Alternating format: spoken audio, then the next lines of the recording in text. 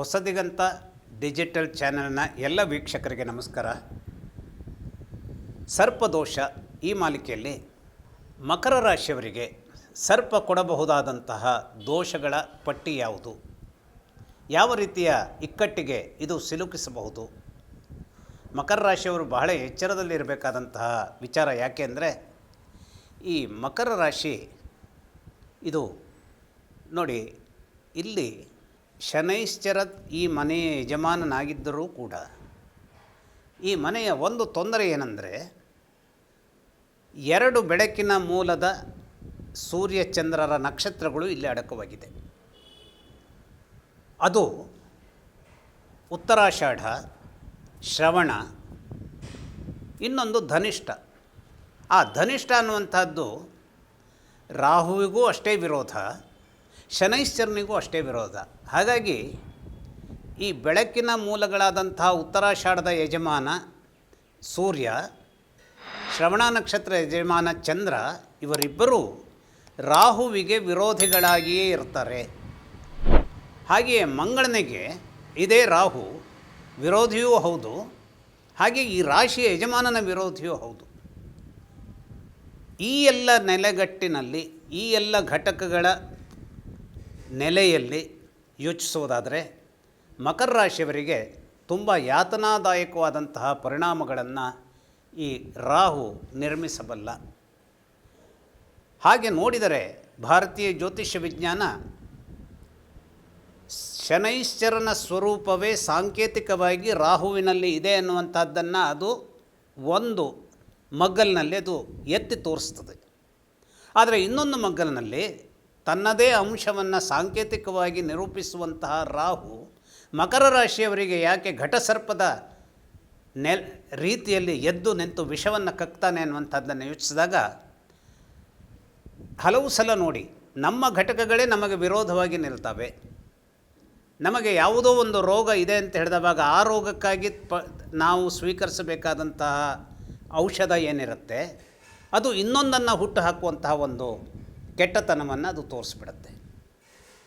ಈಗ ಕೆಲವು ಸಂದರ್ಭಗಳಲ್ಲಿ ಈ ರೋಗವನ್ನು ನಿವಾರಿಸುವುದಕ್ಕಾಗಿ ಈ ಪ್ರಮಾಣದ ಯಾವುದೋ ಒಂದು ಔಷಧವನ್ನು ವೈದ್ಯ ಕೊಡುತ್ತಾನಾದರೂ ಕೂಡ ಆ ಔಷಧವೇ ನಂತರದ ಎಷ್ಟೋ ವರ್ಷಗಳಲ್ಲಿ ತೊಡಕಿಗೆ ಕಾರಣವಾಗುವಂತಹ ಮೂಲದ ಒಂದು ಚಿಗುರನ್ನು ಅದು ಚಿಗುರಿಸಬಲ್ಲದು.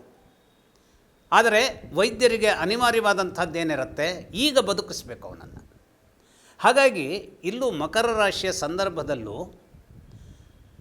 ಸಂಪತ್ತಿನ ವಿಚಾರದಲ್ಲಿ ರಾಹು ಯಾವುದೇ ರೀತಿಯಲ್ಲೂ ಇವರಿಗೆ ತೊಂದರೆಯನ್ನು ತರದೇ ಹೋದರೂ ಕೂಡ ಅನೇಕ ರೀತಿಯ ಎಲರ್ಜಿಕ್ ಪ್ರಾಬ್ಲಮ್, ಅಂದರೆ ಎಲರ್ಜಿಯ ಪ್ರಾಬ್ಲಮ್ ಒಮ್ಮೊಮ್ಮೆ ಎಷ್ಟು ಕಷ್ಟವಾಗುತ್ತೆ ಅಂತಂದರೆ, ಎಸಿಡಿಟಿಯ ಸಂದರ್ಭ ಎಷ್ಟು ಕಷ್ಟವಾಗುತ್ತೆ ಅಂತಂದರೆ, ಜೀರ್ಣಕ್ರಿಯೆಯ ಸಂದರ್ಭ ಎಷ್ಟು ಕಷ್ಟ ಆಗುತ್ತೆ ಅಂದರೆ, ಇವರ ಸಂದರ್ಭದಲ್ಲಿ ಇವೆಲ್ಲವೂ ಕೂಡ ಮಕರ ರಾಶಿಯವರನ್ನು ಕಾಡುವಂತಹ ಕೆಟ್ಟ ಸ್ವರೂಪದ ಒಂದು ವಿಷಮಯವಾದಂತಹ ಧಾತುವಾಗಿ ನಿಂತುಕೊಳ್ಳೋದಕ್ಕೆ ರಾಹು ತನ್ನ ಎಲ್ಲ ರೀತಿಯ ಕಾಂಟ್ರಿಬ್ಯೂಷನ್ಗಳನ್ನು ಕೊಡ್ತಾ ಇರ್ತಾನೆ.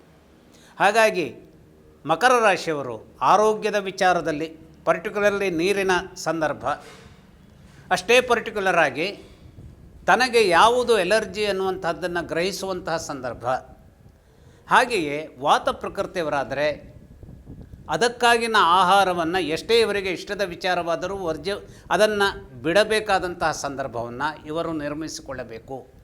ಇಲ್ಲದೆ ಹೋದರೆ ಏನಾಗುತ್ತೆ, ಆಯುಷ್ಯಕಾರಕನಾದಂತಹ ಶನೈಶ್ಚರನ ಶಕ್ತಿಯನ್ನೇ ಮೊಟಕುಗೊಳಿಸುವಂತಹ ಯಮಸ್ವರೂಪದಲ್ಲಿ ಈ ರಾಹು ಇವರನ್ನು ಕಾಡುವಂಥದ್ದಕ್ಕೆ ಅವಕಾಶ ಇರುತ್ತೆ. ಇಷ್ಟೇ ಅಲ್ಲ, ಈ ಜಾತಕದ ವಿಚಾರದಲ್ಲಿ ಮಕರ ರಾಶಿಯವರಿಗೆ ಶುಕ್ರ ಪೂರ್ವ ಪುಣ್ಯ ಸ್ಥಾನದ ಯಜಮಾನನಾಗಿ ಮಕ್ಕಳ ವಿಚಾರದಲ್ಲಿ ತೊಂದರೆಯನ್ನು ತರುವಂತಹ, ಅಂದರೆ ಮಕ್ಕಳ ವಿಚಾರದಲ್ಲಿ ಏನು, ಮಕ್ಕಳು ಆಗುವ ವಿಚಾರದಲ್ಲಿ ಕೆಲವು ತೊಂದರೆಗಳನ್ನು ನಾವು ಸರ್ಪದೋಷದ ಮೂಲಕ ಮಕ್ಕಳಾಗಲ್ಲ ಅನ್ನುವಂತಹ ಕೆಲವು ನಮ್ಮ ಆರ್ಷೇಯವಾದ ನಂಬಿಕೆಗಳನ್ನು ಅಥವಾ ಭಾರತೀಯ ಜ್ಯೋತಿಷ್ಯದ ನೆಲೆಯಲ್ಲಿ ಹೇಗೆ ಯೋಚಿಸ್ತೇವೆಯೋ ಈ ನೆಲೆ ಸತ್ಯವಾಗತ್ತೆ ಅಂತಾದರೆ ಈ ಮಕರ ರಾಶಿಯವರಿಗೆ ಸರ್ಪದೋಷ ಬಂದಾಗ ಮಕ್ಕಳ ವಿಚಾರದಲ್ಲಿ ಇವರಿಗೆ ತೊಂದರೆಗಳು ಉದ್ಭವಿಸುತ್ತೆ. ಈ ತೊಂದರೆಗಳು ಉದ್ಭವಿಸುವಂಥ ಕಾರಣವೇ